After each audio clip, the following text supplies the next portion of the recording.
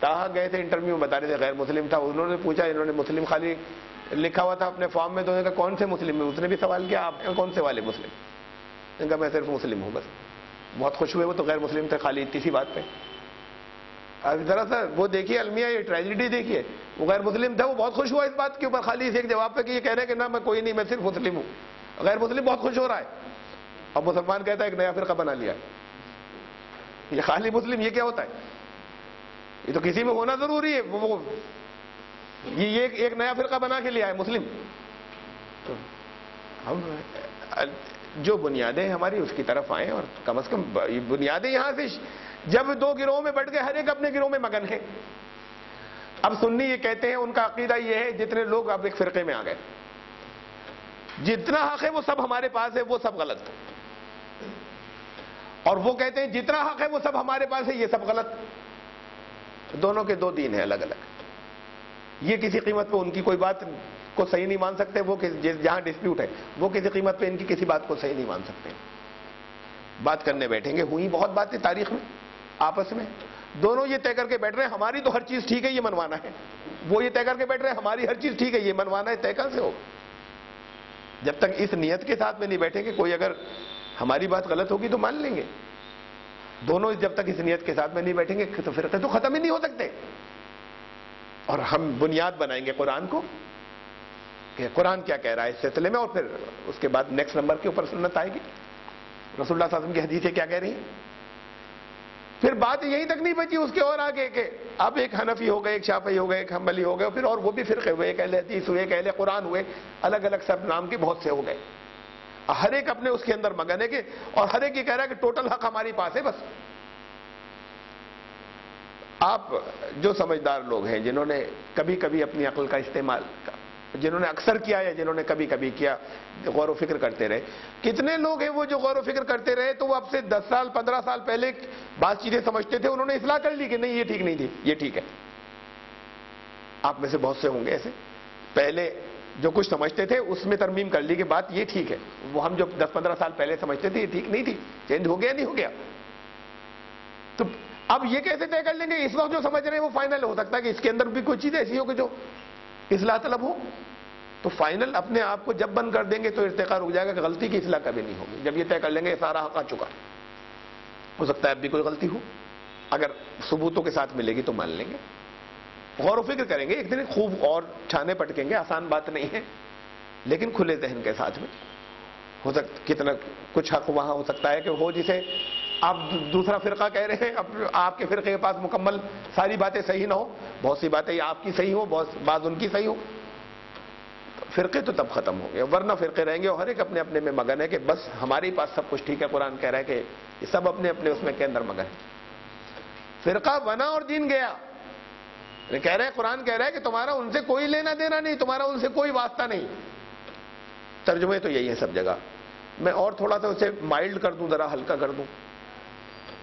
یہ یہاں جو الفاظ ہیں قرآن شریف کے وہ یہ ہے کہ جنہوں نے اپنے دین کے اندر فرقے بنا دیے، ان الذین فرقوا دینہم وکانوا شیعا، اور وہ گروہوں کے اندر تقسیم ہو گئے.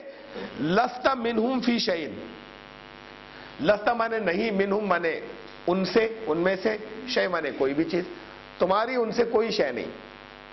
اب تعلقات، میں ایک بات کہہ رہا ہوں، اس کے اگر آپ لفظی مانو پر غور کریں، با محاورہ مطلب تو یہی سمجھا گیا جو لوگوں نے ترجمہ کیا ہے کہ تمہارا کوئی لینا دینا نہیں، کوئی سروکار کا مطلب قطع تعلق کر لیجئے.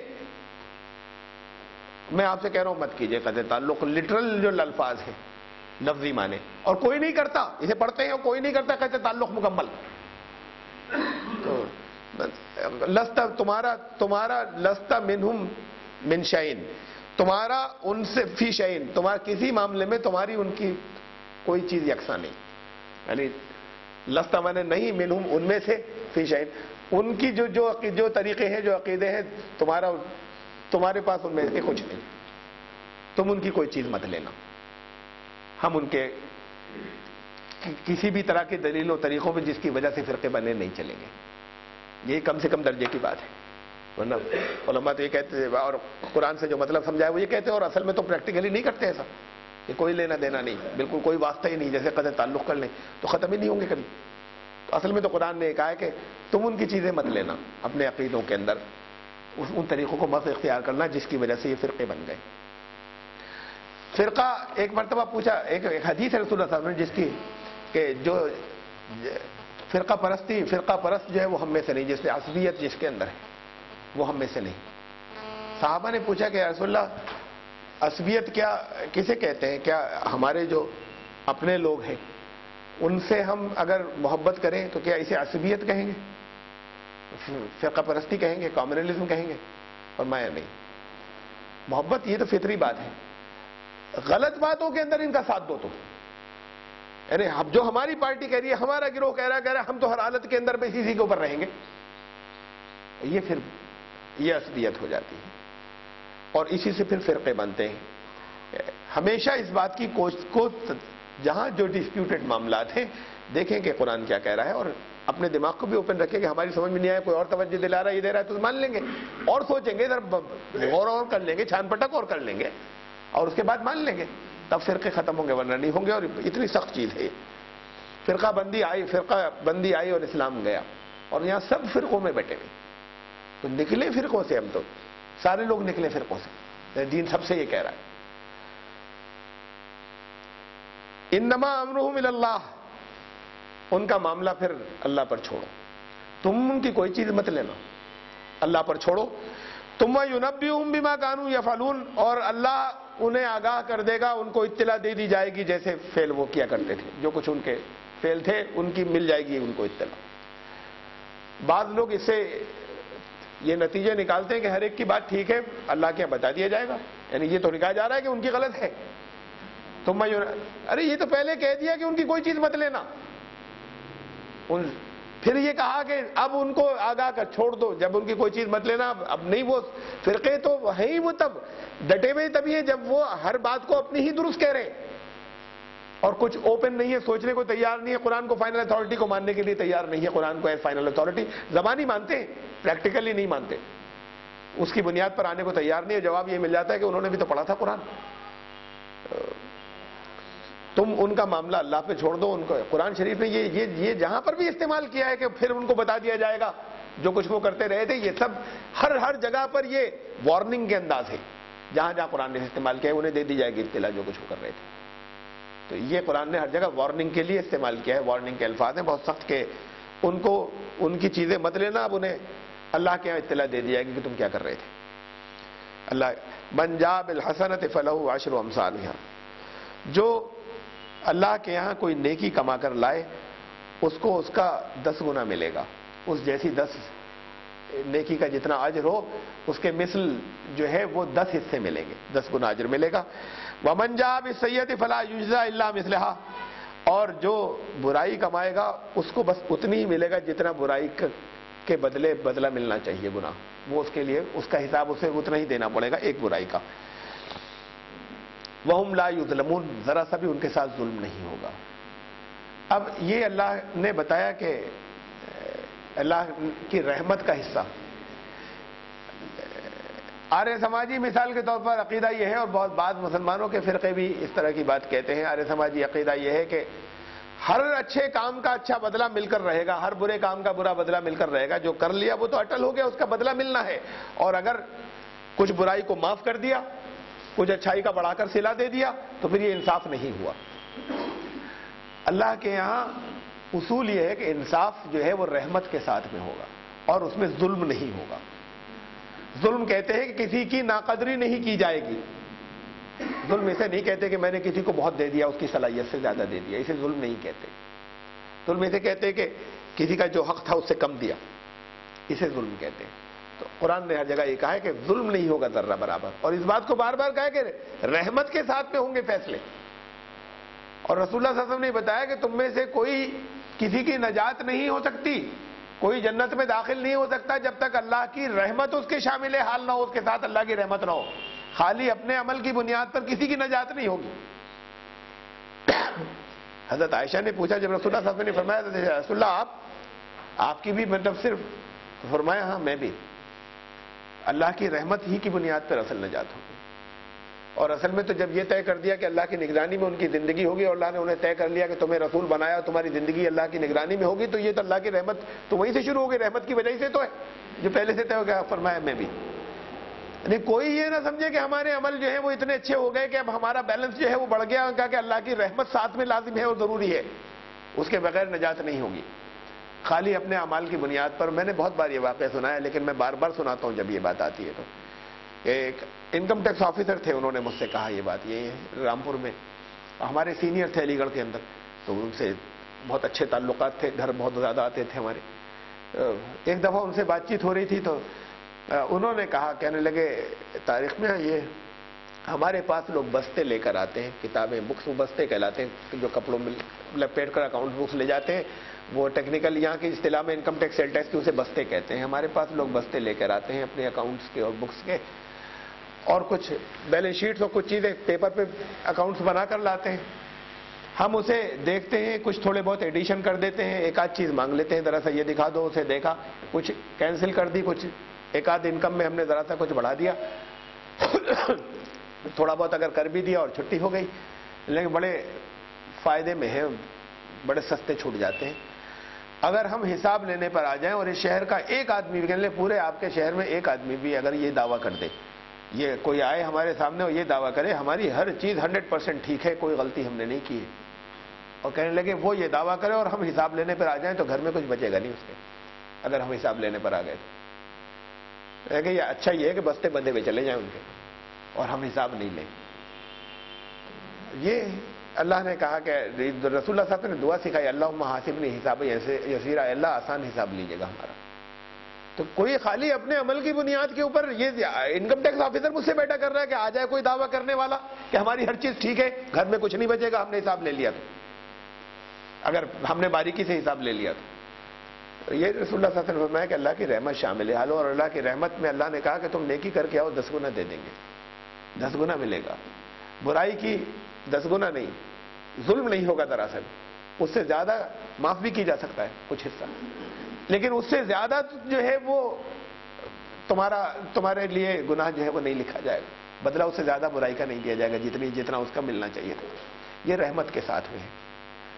حضرت عیسیٰ علیہ السلام نے انجیل و معراج کی ایک تمثیلی زبان میں بہت بات کرتے تھے، بہت تمثیلیں، پیرابلس جو ہیں وہ سناتے تھے، تمثیلیں۔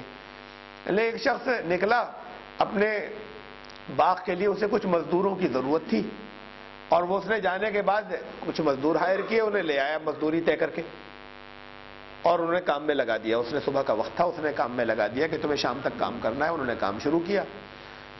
اس کو دوپہر کے وقت میں اس کو ضرورت، خیال یہ ہوا کہ ابھی اور کچھ لوگوں کی ضرورت ہے، وہ پھر نکلا، کچھ اور لوگوں کو بلا لایا، اب کوئی مزدوری طے نہیں کی، انہیں بلا لایا اور کام میں لگا دیا، اب آدھے دن سے نکلا تھا۔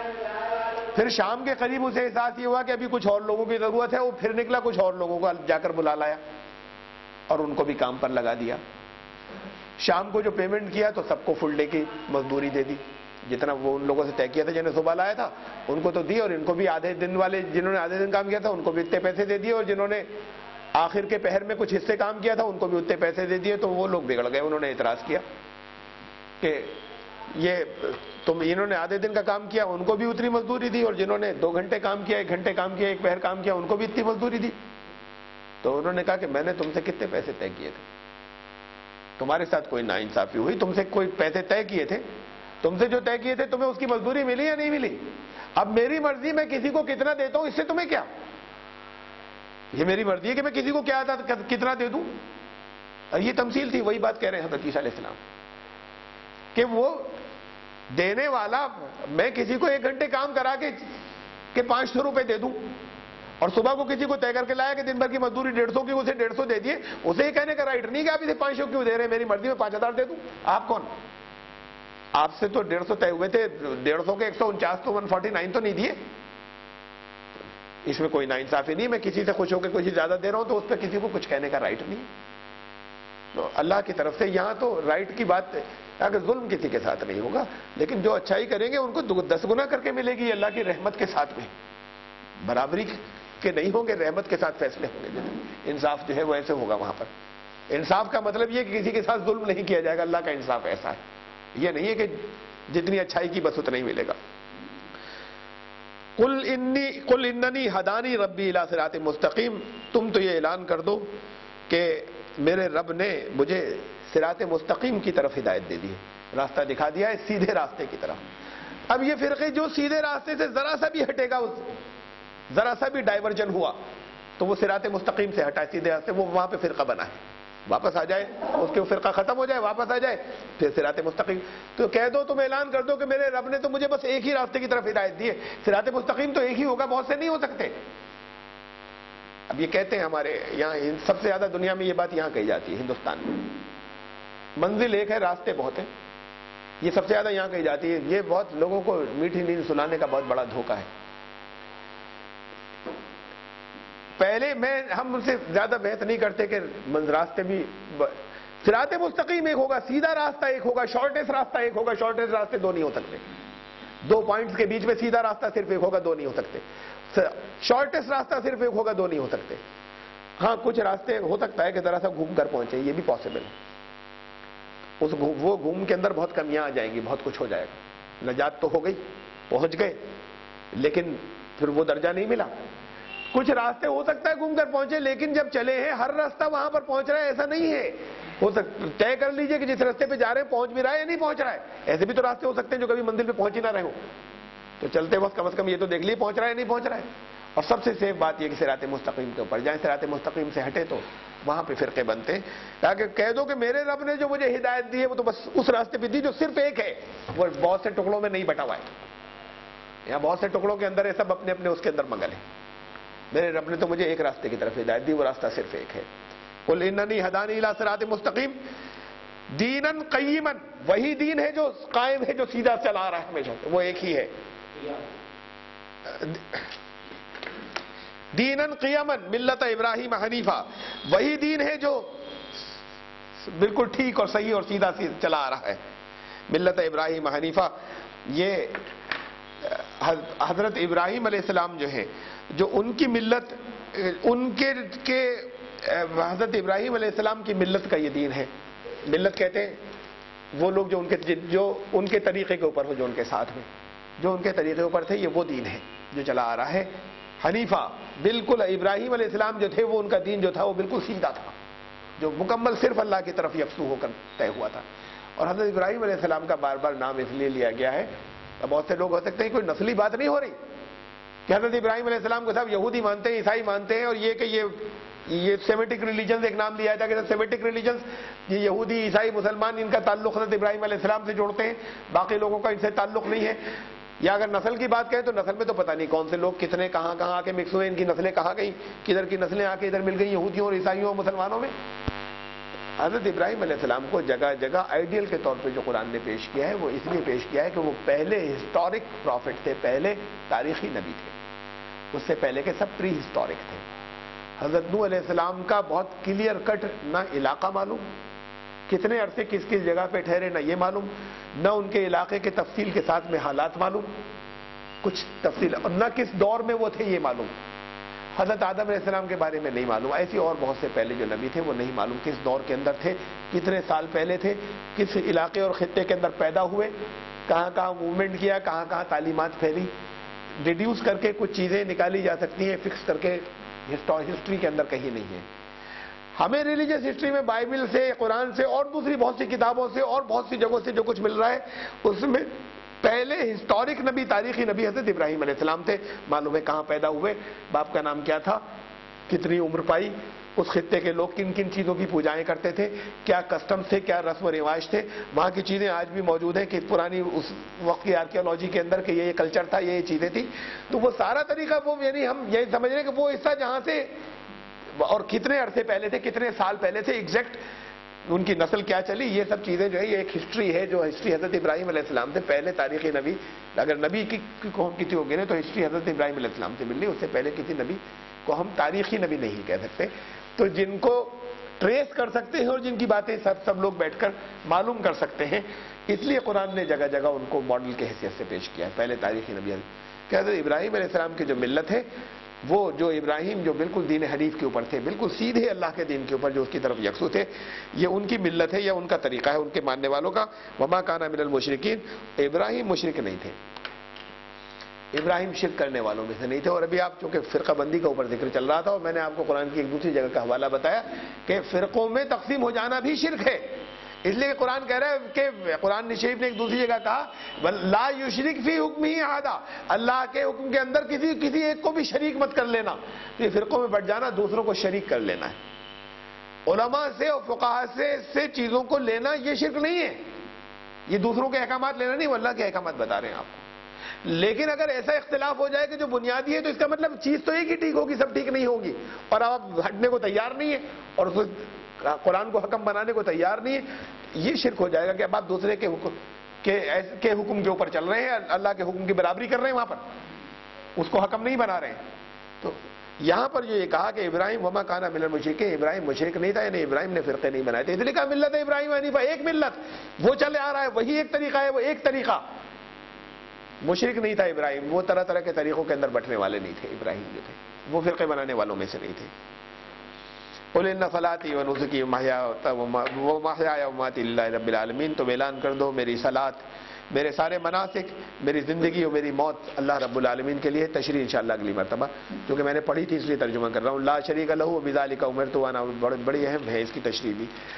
لا شریک لہ، اس کا کوئی شریک نہیں. وبذالک امرت، مجھے اسی بات کا حکم دیا گیا ہے کہ میں اس بات کا اعلان کر دوں کہ میری زندگی، موت اور جو کچھ بھی ہے، میرے مناسک بھی اور جو کچھ بھی، سب اللہ کے لیے ہے.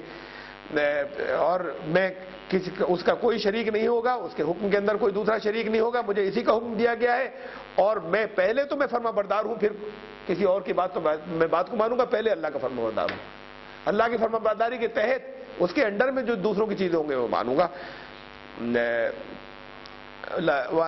جی میں نے یہیں تک تلاوت کی تھی. اب یہ جو آخری آیت ہے جس کی تلاوت کی، انشاءاللہ اگر زندگی رہی تو آئندہ مرتبہ، آئندہ جمعے کو پھر اس کی تشریح، بہت اہم باتیں ہیں اس کے اندر. صدق اللہ العظیم. سبحان ربک رب العزۃ عما یصفون. دعا کر لیں. اب میں تو اس لیے نہیں کہہ رہا کہ اس کی تو بہت تشریح ہے، اسی لیے تو چھوڑی ہے بابے، کیونکہ وقت ہمارا جو ہے وہ اصل میں تو 9 سے 10 ہے، لیکن شروع دیر سے ہوا تھا تو اس لیے ہم نے 10-20 پر ختم کیا. تشریح بہت ہے اس کے اندر، اس آیت کے اندر، ایک ہی آیت کے اندر صرف ترجمہ کر دیا ہے. الحمدللہ رب العالمین والصلاۃ والسلام علی نبی رب